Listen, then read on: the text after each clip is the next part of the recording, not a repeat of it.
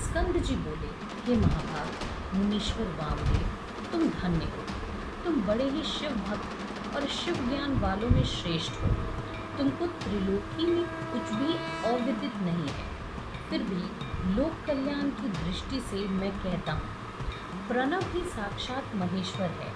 यद्यपि वही देव, सगुण, निर्गुण और ब्रह्म, इन तीनों को प्रकट करने वाले और परम देव हैं। प्रणव का अर्थ तो साक्षात शिवजी ने ही किया है और श्रुति, स्मृति, शास्त्र, पुराण और आगमों ने भी किया है, जिसमें मन वाणी का कोई गम नहीं है और जिसे पाकर विद्वान कभी भयभीत नहीं होता। ब्रह्मा, रुद्र, इंद्र पूर्वक यह सारा जगत वही उत्पन्न करते हैं और वह कभी कहीं से उत्पन्न नहीं होते। वही सब देवादि देव सनातन, निष्कल और ज्ञान क्रिया के स्वभाव वाले और परमात्मा भी कहे जाते हैं। वही देव पंचक और कला पंचक भी हैं। सद्गुपाद, तन्मूर्ति, साक्षात, संपूर्ण, निष्कल और मूर्ति, वे यह 6 प्रकार का शरीर धारण करने वाले हैं। शब्द की शक्तियों से भी वे स्फुरित होते, हृदयों में विराजमान रहते, अपनी मनोन्मयी शक्तियों से वाम भागों में विभूषित हैं। मनवादी से जिनसे 6 प्रकार के अर्थ मंत्रों द्वारा आते हैं, जो उपन्यास मार्गी, शमिष्ट, व्ययिष्ट भाव वाले प्रणवात्मक अर्थ वाले हैं, उनके अर्थ को कहता हूँ, सुनो। पहले उपदेश का क्रम कहता हूँ। हे महाराज, लोक में 4 वर्ण विख्यात हैं। इनमें 3 के लिए ही वेदाचार कहा गया है। शूद्र वेद का अधिकारी नहीं है, उसे केवल सेवा ही करने को कहा गया है। शेष तीनों वर्ण अपने ही आश्रम में रत रहे। इन्हें तो श्रुति, स्मृति के धर्म का ही अनुष्ठान करना चाहिए, अन्य नहीं। तब श्रुति, स्मृति आदि जैसा कहते हैं, उसी के अनुसार वर्णाश्रम धर्म से अपने आचारों द्वारा परमेश्वर की पूजा करें, जिसके कि करने से कितने ही श्रेष्ठ मुनियों ने सायुज्यता प्राप्त की है। स्कंद जी बोले, ऐसा यति मध्याह्न में प्रसन्नता पूर्वक स्नान कर गंध, पुष्प और अक्षत आदि पूजा की सामग्रियों को लेकर सर्वप्रथम देवपुत्र गणेश की सर्वाधिक पूजा और ध्यान कर पूर्णाहुति दे, हवन समाप्त करें और गायत्री का जप करता हुआ अपराह्न के कर्म समाप्त करें। फिर सायंकाल का स्नान कर संध्या काल की संध्या समाप्त करें और इस समय सद्योजात के 5 मंत्रों से हवन करें। अंत में उमा सहित महादेव का अग्नि से ध्यान करें। फिर सावित्री के प्रथम पाद का उच्चारण करते हुए गायत्री के दूसरे पाद का उच्चारण करें। फिर 3 पाद उच्चारण करें और सावित्री प्रवेश्यामि ऐसा कह भूर्भुवः स्वरोम ऐसा कहते हुए उन शंकर का साक्षात ध्यान करें, जो कि अर्धनारीश्वर हैं, जिनके 5 मुख, 10 भुजा, 15 नेत्र और बड़ा उज्ज्वल शरीर है, और जिन सदाशिव और मनोहर देव की जगन माता त्रिलोक को उत्पन्न करने वाली त्रिगुण और निर्गुणमय शिवा धर्मपत्नी है। ऐसा विचार कर बुद्धिमान पुरुष गायत्री देवी का जप करे। वही मंत्रराज सब मंत्रों का बीज रूप मंत्र है। वह प्रणव ही शिव और शिव प्रणव है। इसमें वाचक का भेद नहीं है, और इसी महामंत्र को काशी में शरीर त्यागने वाले को मरते समय उपदेश देकर शिवजी मुक्त करते हैं। वामदेव बोले, हे भगवान, 6 प्रकार के अर्थ का ज्ञान क्या है, इसका प्रतिपादन कौन है और इस ज्ञान का क्या फल है, जिसके जाने बिना जीव शास्त्रों से विमोहित हो रहा है। तब मुनियों के इन वचनों को सुनकर शक्तिधारी प्रभु कहने लगे कि हे मुनि शार्दुल, जो कुछ आपने पूछा है वह समस्त प्रणवार्थ परिज्ञान स्वरूप मैं तुमसे सादर कहता हूँ, जो समष्टि व्यष्टि के भाव से सर्वदा ही महेश्वर का है। सुव्रत, अब उन 6 प्रकार के अर्थों को कहता हूँ जिससे कि एक ही का परिज्ञान होता है। पहला मंत्र रूप, दूसरा मंत्र भाव, तीसरा देवार, चौथा प्रपंचार्थ, पांचवा गुरु रूप को दिखाया हुआ अर्थ और छठा शिष्य का आत्मानुपम कार्य। यही 6 प्रकार के अर्थ पहले कहे गए हैं। हे मुनि सत्तम, पहले उन मंत्र स्वरूप को सुनिए जिसके कि विज्ञान मात्र से पुरुष ज्ञानी हो जाता है। पहला स्वर आकार है जिसके बाद 5वां उकार पड़ता है और इसी प्रकार प वर्ग का अंत मकार, यही बिंदु और नाद है। यही समष्टि रूप है और इसी को वेद में ओंकार कहा गया है। इसी प्रकार नाद भी सबकी समष्टि है और अकार, उकार, मकार यह सब बिंदु की आदि में है। यही व्यष्टि रूप से सिद्ध हो ओंकार शिव का वाचक है। इन्हीं 5 वर्णों की समष्टि और बिंदु आदि 4 की समष्टि कला प्रणव शिव का वाचक है और शिवजी के उपदेश मार्ग से जो उसका विचार है वही मंत्र रूप है। इसी को प्रणव राज कहते हैं जो शिवजी का ही रूप है। ईश्वर बोले, अब इसके बाद सृष्टि की उत्तम पद्धति कहता हूँ जो महेशादि चतुष्टय और सदाशिव कहलाती है। वही समष्टि प्रभु आकाश के अधिपति हैं और उन्हीं का महेशादि 4 रूप इसी की व्यष्टि है, जिन सदाशिव के सहस्त्रांश से महेश्वर की उत्पत्ति होती है और जो पुरुष अनंत रूप होने से ही वायु के भी अधिपति हैं, जिनके वाम में माया शक्ति है और जो सब क्रियाओं के अधिपति हैं तथा जिनका ईश्वरादि चतुष्टय व्याष्टि है। ईश्वेश, परमेश और सर्वेश, यही श्रेष्ठ तिरोभव भी 2 प्रकार का होता है। एक रुद्रादि गोचर, दूसरा जीव समूह का शरीर रूप, यही पाप पुण्य रूप है।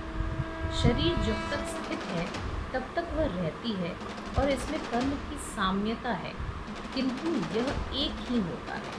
इसी एक के अनुग्रह की सामर्थ्यता है और वही विभु भी है जिसमें तिरोभाव और कर्म की साम्यता है। उसी को साक्षात पर ब्रह्म, निर्विकल्प तथा निरामय, इस प्रकार से ईश्वरादिक 4 देवता कहे हैं। इसमें तिरुभाव का चक्र शांति कलामय है और इसी को उत्तम पद को प्राप्त करते हैं। हे मुनियों, अधिक कहने से क्या, मैं सार कहता हूँ। निश्चय जानो कि शिवजी सर्वशक्तिमान है। सूत जी बोले, जब इस प्रकार गुरु ने वेदार्थ का उपदेश किया तो सुनकर मुनि श्रेष्ठ को परमात्मा में संदेह हुआ। तब उन्होंने कहा कि हे स्वामी, आपके मुख कमल से जो मैंने ओंकार रूप अमृत का पान किया है उससे मेरा ज्ञान दृढ़ हो गया और इस विषय में कुछ भी संदेह ना रहा।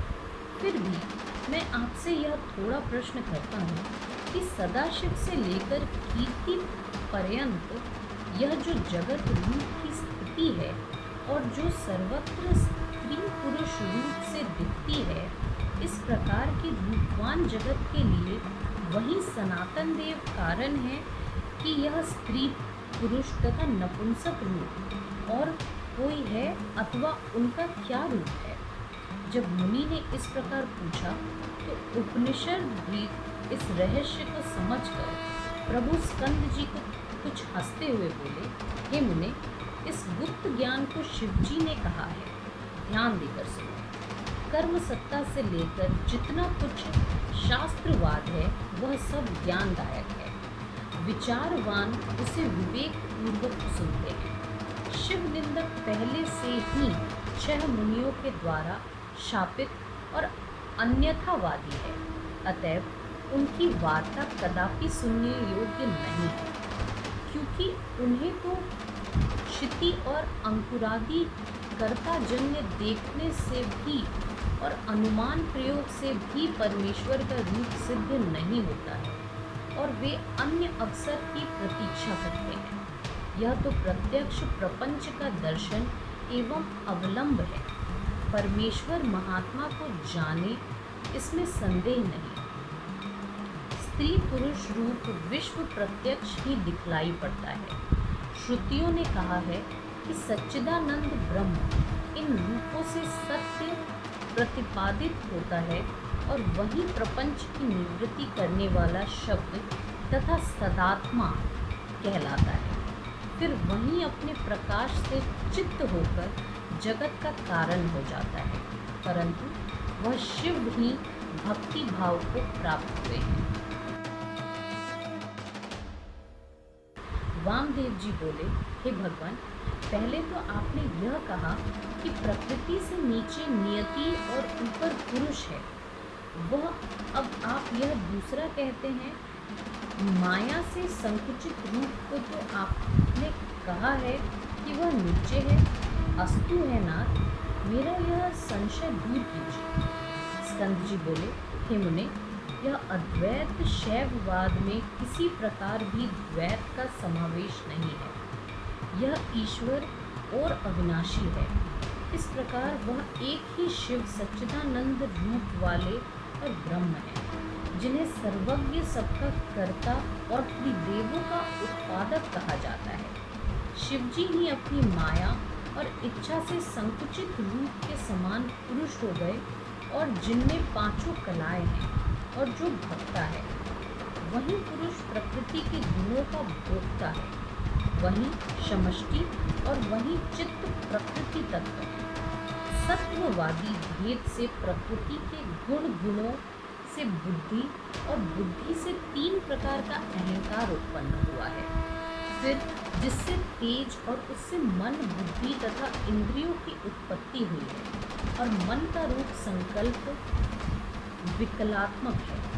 इसी प्रकार बुद्धि, इंद्रिय, कान, त्वक, जिह्वा, नासिका, शब्द, रूप, स्पर्श, रस, गंध, प्रवृत्ति और बुद्धि तथा इंद्रियों से श्रोत्र का क्रम कहा गया है, और अहंकार से कामेंद्रियों की उत्पत्ति हुई है, जिन्हें तत्वदर्शी मुनियों ने सूक्ष्म कहा है, और कार्य सहित सब कर्मेंद्रियां हैं, और वाक, पाणी, पाद, उपस्थित, इस प्रकार बोलना, ग्रहण करना, जानना और त्यागना जिनकी क्रियाएं, फिर उनकी तन्मात्राएं हुई, जिनसे शब्दादि रूप हुए, और जिनसे आकाश तथा अवकाश, वहन, पाचन, वेग और धारा जिसके व्यापार हुए। सूत जी बोले, जब वेदांत युक्त इस प्रकार का वचन स्कंद जी ने कहा, तो ऋषि वामदेव जी मग्न हो बार बार पृथ्वी पर गिरकर उनको दंडवत करने लगे, क्योंकि उनके चरना रविंद के विरहते हुए उन्हें परम तत्व की प्राप्ति हो गई। सौनक जी बोले, इस परम रहस्य को सुनकर वामदेव जी ने महेश्वर के पुत्र से क्या कहा। वे वामदेव जी तो बड़े ही धन्य हैं कि जिनके द्वारा इस परम पावनी कथा की उत्पत्ति हुई है।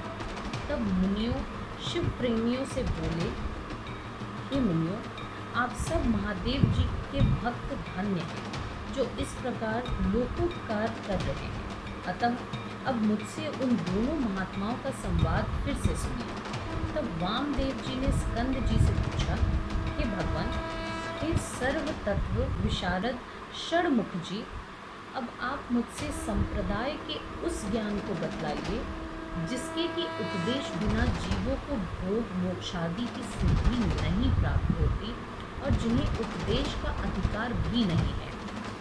उनके शौर्य कर्म और स्नान इस प्रकार क्यों है वह कहकर आप मेरा संशय दूर कीजिए। यह सुनकर स्कंद जी बोले, हे वामदेव जी, अब मैं एक परम गुप्त तत्व आपसे कहता हूँ, ध्यान देकर सुनो। वैशाख, श्रावण, आश्विन, कार्तिक, अगहन, माघ, इन महीनों के शुक्ल पक्ष और शुभ दिन में पंचमी अथवा पूर्णमासी को शुद्ध हो गुरु के चरण धो उनके निकट मृग चर्म के आसन पर शंख में पुष्प रख प्रणव मंत्र से अभिमंत्रित करें और गंध पुष्पादि से पूजन कर दीपक दिखा मुद्रा से रक्षा कर कवच मंत्र आच्छादित करें।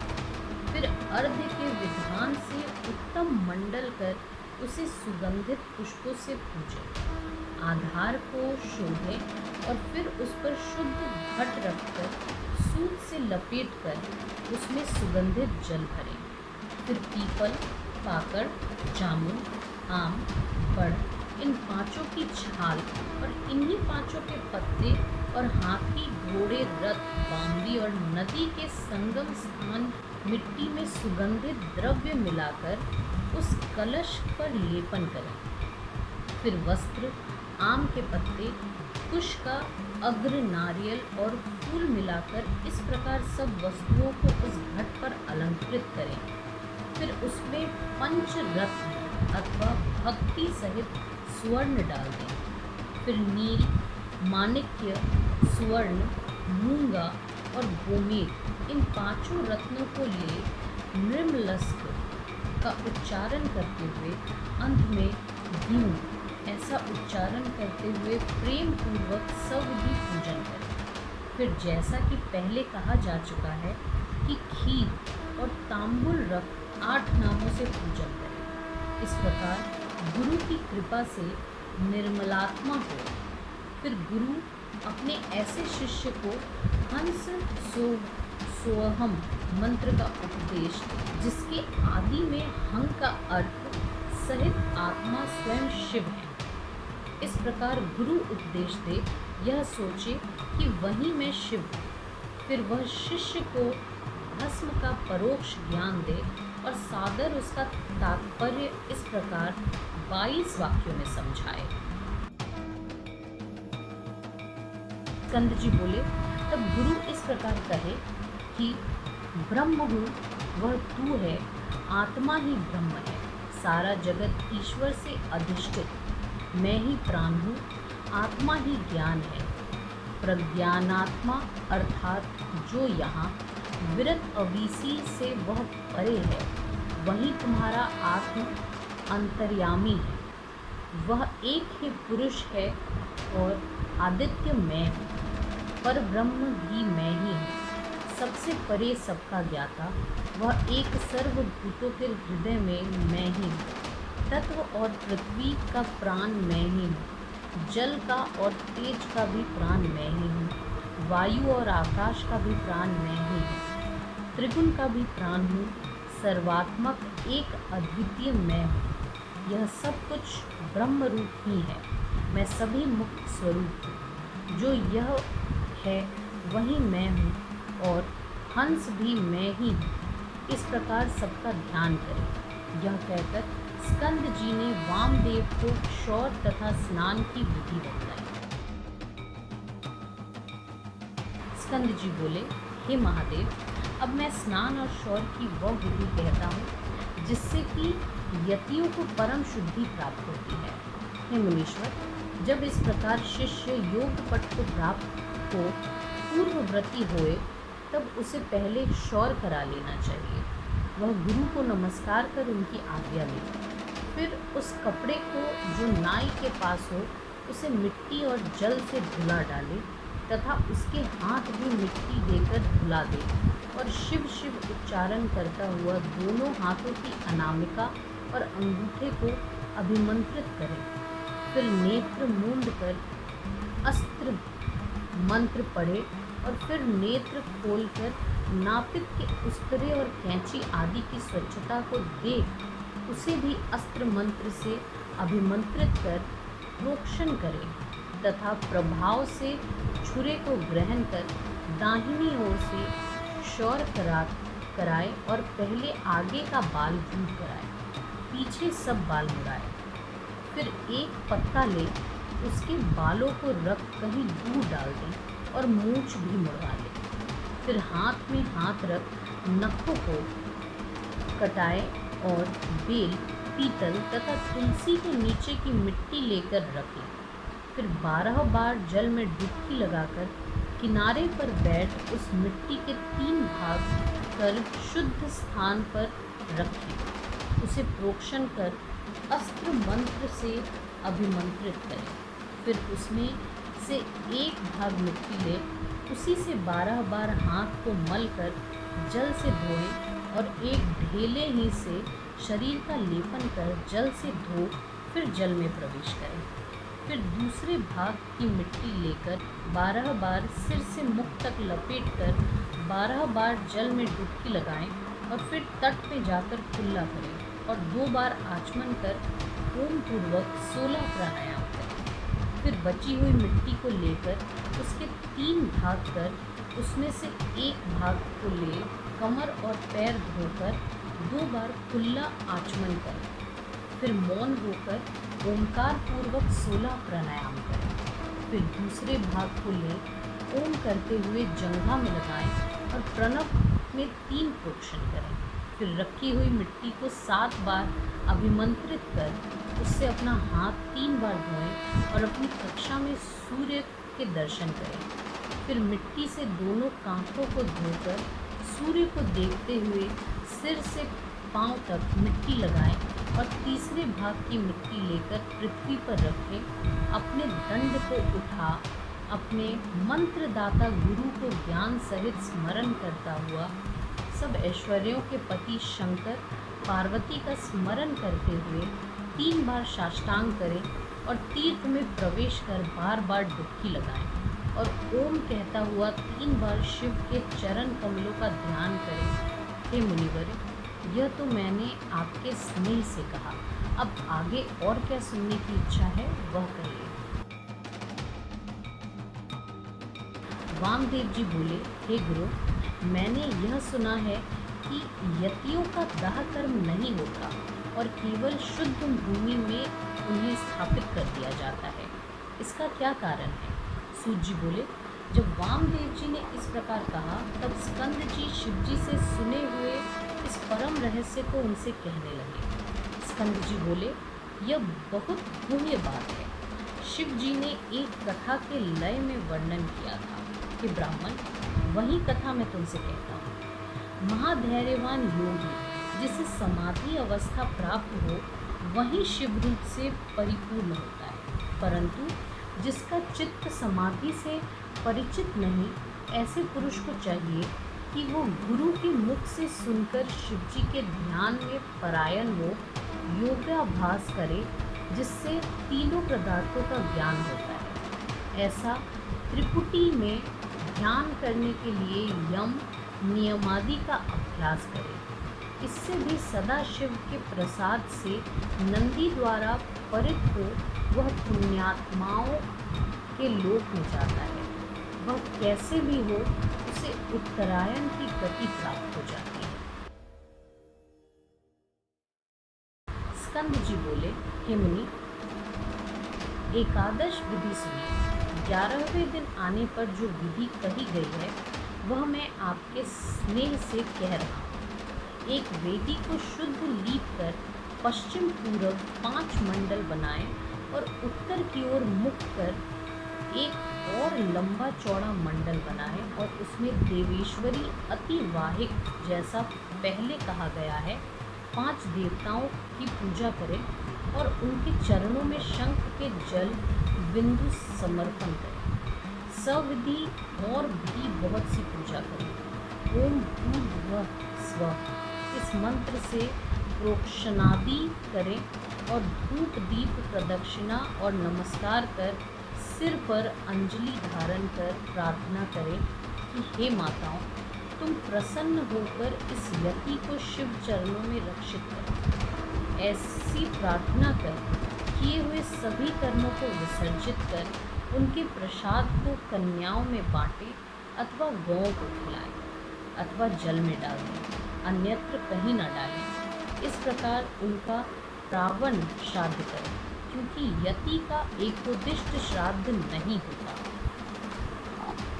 इसकी भी एक अलग विधि है। इस विधि को करके 4 ब्राह्मण को बुलाकर उनके चरण धो शिव की सविधि पूजा कर शिव के सम्मुख भोजन कराएं। फिर गोबर से लीप कर जिस पर पहले से ही कल्पित कुश रखा हो उस पर बैठ प्राणायाम करके कहे कि मैं पिंडों को दान करता हूँ। ऐसा संकल्प करके 3 मंडलों को अपने परमात्मा अंतरात्मा के लिए पूजा करें तथा चतुर्थी के अंत तक इसका विचार करें कि हमने आत्मा को पिंड दिया है। फिर पिंड दें, कुश से जल छिड़क कर प्रदक्षिणा और नमस्कार करें। ब्राह्मणों को दक्षिणा दें, उस स्थान पर नारियल बलि करें। फिर रक्षा के लिए विष्णु की महापूजा का अलग विधान है। अंत में वेद पाठी 12 ऐसे ब्राह्मणों को जिनका केशवादिक नाम हो बुलाकर उन्हें गंध, अक्षत और पुष्प से पूजन करें। फिर उपानह तथा शस्त्र देकर भक्तिपूर्वक विविध शुभ वचनों द्वारा यथाविधि संतुष्ट करें। कुशाओं पर पायस बलि करें। हे मुनीश्वर, यह एकादशाह की विधि मैंने कही। हे द्विज, अब द्वादश की विधि सुनो। स्कंद जी बोले, 12वां दिन प्रातः उठ स्नान कर आहनिक कर्म से निवृत्त हो शिव भक्त ब्राह्मणों को मध्याह्न में निमंत्रण कर स्वादिष्ट भोजन कराएं। फिर उन्हें परमेश्वर के निकट बैठा पंचोक्त पूजन कर मौन हो प्रणाम करें। फिर गुरु पूजन का संकल्प कर कुशा छूटें। परमेष्ठी स्वरूप गुरु और उनके भी पर गुरु का ध्यान करें। आसन दे, कुशाओं से पूजन कर धूप दीप दें। सारी आराधनाएं समाप्त करें और संपूर्ण शुभमस्तु कहते हुए उठकर नमस्कार करें। देवा इत्यादि मंत्र जपते हुए अक्षतों को छोड़ें और नमस्कार कर सर्वत्र अमृतो अस्तु ऐसा करें। फिर ब्राह्मणों को भोजन करा स्वयं उनको हाथ धोने का जल दें। फिर तांबुल दें। दक्षिणा में छतरी और पादुकासन, पंखा, चौकी, वेणुदंड दें। प्रदक्षिणा और नमस्कार से उन्हें संतुष्ट कर आशीर्वाद ग्रहण करें और प्रणाम कर विदा करें। फिर यह कहते हुए कि आप सर्वदा शिवादि हैं, जैसे इच्छा हो चाहिए, ऐसा कहते हुए द्वार तक उनके साथ जाएं। और जब ब्राह्मण कहे कि जाओ, तब लौटकर द्वार पर बैठे हुए अतिथियों ब्राह्मणों दीनों सहित भोजन कर सुखी हो। इसमें कोई व्यक्तिक्रम नहीं करना चाहिए। प्रतिवर्ष इस प्रकार गुरु की पूजा करते रहें। उत्तम गुरु की आराधना से यहाँ के बड़े बड़े भोगों को भोग वह शिवलोक में जा पहुँचता है। स्कंद जी फिर कहने लगे कि कुछ नैमिषारण्य में मुनियों से व्यास जी ने कहा है, वे ही आदि गुरु व्यास जी भुवनों में प्रख्यात हैं। वहीं इसे फिर कहेंगे और उन्हीं से सुनकर इस कथा को फिर शुक्रदेव जी कहेंगे तथा 4 शिष्य जो वेदाध्ययन संपन्न होंगे वे धर्म की स्थापना करेंगे। उनके नाम हैं वैशंपायन, पैल, जैमिनी और सुमंत। ये चारों तेजस्वी व्यास के शिष्य हैं। और हे मुने, वामदेव, अगस्त्य, पुलह, पुलस्त और क्रतु, यह चारों महात्मा तुम्हारे शिष्य हैं। और सनक, सनंदन, सनातन और सनत कुमार शिवप्रिय योगी वर्ण ब्रह्मा के शिष्य हैं। उन्होंने ही वेदादि के विभाग से कल्पित 5 महाभूतों से आवृत वेदांत सिद्धांत का परम निश्चय किया है। इस प्रकार वामदेव जी को उपदेश देकर स्कंद जी देव पूजित अपने माता पिता के चरणों को स्मरण कर शिखर वृत्त कैलाश शिखर पर चले गए। फिर वामदेव जी ने भी स्कंद जी का अनुसरण किया और कैलाश शिखर पर जा शिव पार्वती के चरणों में शीश नवाया और अनेक स्तोत्रों से उनकी स्तुति की। उनकी कृपा पाकर वहीं रहने लगे।